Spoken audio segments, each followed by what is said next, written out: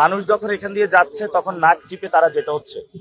অর্থাৎ ঢাকা আটে বিভিন্ন জায়গায় ময়লা বিভিন্ন রাস্তার মধ্যে পড়ে থাকে।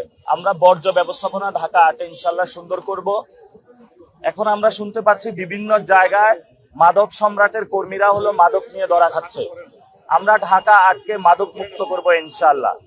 এবং সাথে সাথে এখানে নারীরা আমাদেরকে জানিয়েছেন তাদের বাসায় হলো গ্যাস থাকে না, পানি থাকে না।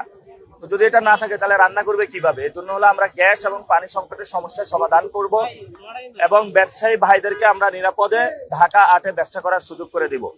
অনেক হকার্স ভাই রয়েছেন, ছিন্নমূল মানুষ রয়েছেন, তাদেরকে আমরা একটা লাইসেন্স দিব।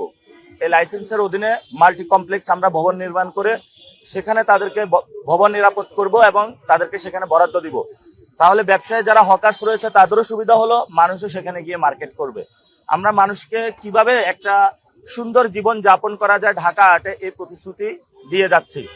তবে আশঙ্কার বিষয় হলো আমাদের ব্যানারগুলো রাতের বেলায় হলো ছিঁড়ে ফেলছে তারা, এবং নির্বাচন কমিশনের নিয়ম রয়েছে 20টা বিলবোর্ড লাগাইতে পারবে, এর বেশি লাগানো যাবে না। কিন্তু এখানে ঢাকা আটে একজন মাদক সম্রাট রয়েছেন, উনি শত শত বিলবোর্ড লাগাচ্ছেন। এই টাকাগুলা কই থেকে আসে? মাদক বিক্রির টাকা নাকি চাঁদাবাজির টাকা? আমরা একটা প্রশ্ন রাখতে চাই। এই জন্য আমরা বলবো, জনগণ আমাদেরকে কিছু টাকা দিয়েছে, আমরা ক্রাউড ফান্ডিং করেছি, সেখান থেকে টাকা দিয়ে আমরা অল্প কয়েকটা ব্যানার পোস্টার এগুলা লাগাচ্ছি, এর মধ্যে এগুলো হলো রাতের আধারে তুলে নিয়ে যাচ্ছে। এবং আমরা এটাও শুনতে পাচ্ছি নির্বাচন কমিশন, বিএনপি বা প্রশাসন মিলেমিশে একাকার হয়ে গিয়েছে। সবচেয়ে অ্যালার্মিং এর একটা বিষয় হলো আমাদের নারীদের উপর আক্রমণ চলছে, মা বোনদের উপরে আক্রমণ আমরা সহ্য করব না। আমরা যথেষ্ট ধৈর্য ধারণ করতেছি এবং 12 তারিখে যারা ইলেকশন ইঞ্জিনিয়ারিং চিন্তা করবে, কেন্দ্র দখলের চিন্তা করব, আমরা ঢাকা আট এবং পুরো বাংলাদেশের জনগণকে ঐক্যবদ্ধ হওয়ার জন্য আহ্বান জানাচ্ছি। কেন্দ্র দখল যেই করতে আসবে তার হাত পা দুইটাই ভেঙে পিলারের সাথে বেঁধে রাখবেন। কারণ আমরা একটি নতুন বাংলাদেশ চাই। নতুন বাংলাদেশে আমরা কেন্দ্র দখল চাই না।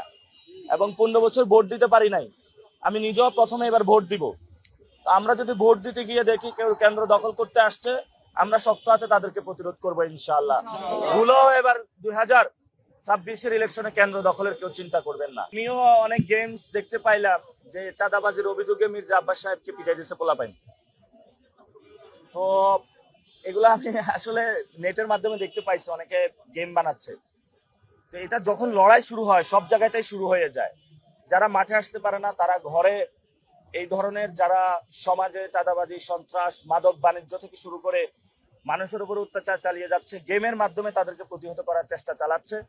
সর্ব জায়গায় শুরু হয়েছে প্রতিবাদ। ইনশাআল্লাহ 26-এর ইলেকশনের মধ্য দিয়ে বাংলাদেশ থেকে যারা চাঁদাবাজ, সন্ত্রাস, মাদক সম্রাট যারা আছে তাদের ওয়াশ আউট হয়ে যাবে ভোটের মাধ্যমে ইনশাআল্লাহ। আর বড় একটি বিষয়, অনেকে বলে যে আমি বিজয়ী হব। বিজয়ী কে হবে এটা জনগণ ডিসাইড করবে। জনগণ ভোট দিয়ে এটা সিদ্ধান্ত নেবে। কারো বাপের কোনো সাহস নাই, উনি সিদ্ধান্ত নেবে। এজন্য জনগণের হাতে রায় ছেড়ে দিন। জনগণের সিদ্ধান্তের মধ্য দিয়ে ইনশাল্লাহ আমরা একটি নতুন বাংলাদেশে যাব। জনগণের কাছে আলহামদুলিল্লাহ ভালো সাড়া পাচ্ছি। তবে ঢাকা আটে একটা ভালো দিক, শিক্ষিত মানুষ বেশি, মানুষকে অনেকটা টাকা দিতে চায়। মানুষ বলে আপনার টাকা আপনার কাছে রাখুন, এসব 2 নম্বরে টাকা নিব না, এবার ভোট ক্রয় বিক্রয় চলবে না।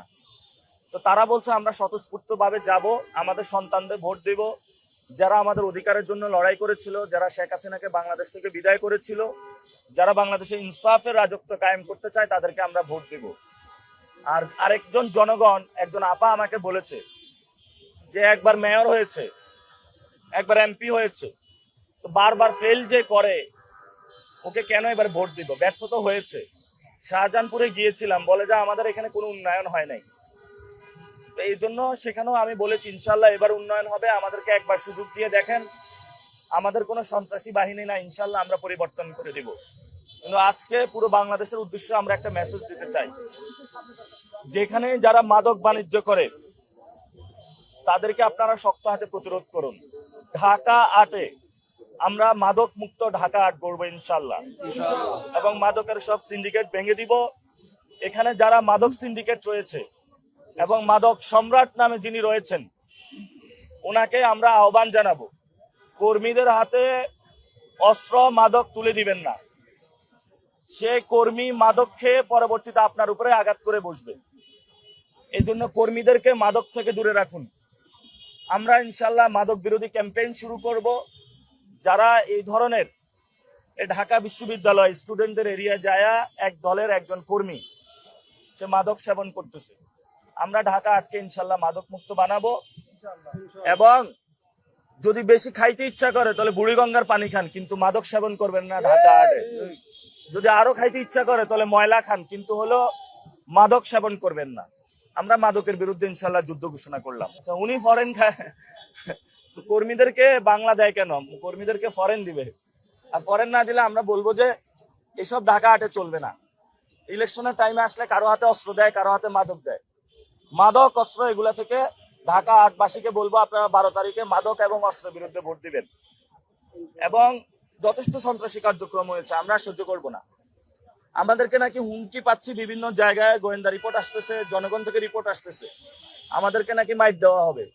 এবার আসুন ইনশাল্লাহ শক্ত হাতে প্রতিরোধ করব ইনশাল্লাহ। হাবিবুল্লাহ বাহারে মার খেয়ে এসেছি, এবার মাইট দিব ইনশাল্লাহ। কারণ বারবার তো খাইতে পারবো না, তাহলে তো মারা যাব। এবার কিছু দিব উত্তম মাধ্যম ইনশাল্লাহ। আর আরেকটা বিষয়, আজকে নাকি বাইতুল মুকাররমে একজন আসবেন অপবিত্র, তো সেখানে রাস্তাঘাট